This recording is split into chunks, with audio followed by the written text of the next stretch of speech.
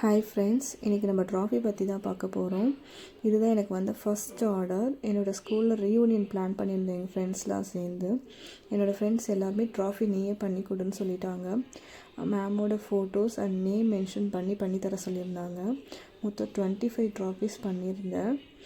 எல்லாமே சூப்பராக வந்துருந்துச்சு. அவுட்புட்டும் ரொம்ப சூப்பராக இருந்துச்சு. என்னோடய ஃப்ரெண்ட்ஸ் செம்ம ஹாப்பி ஆகிட்டாங்க. செகண்ட் ஆர்டர் இது எனக்கு.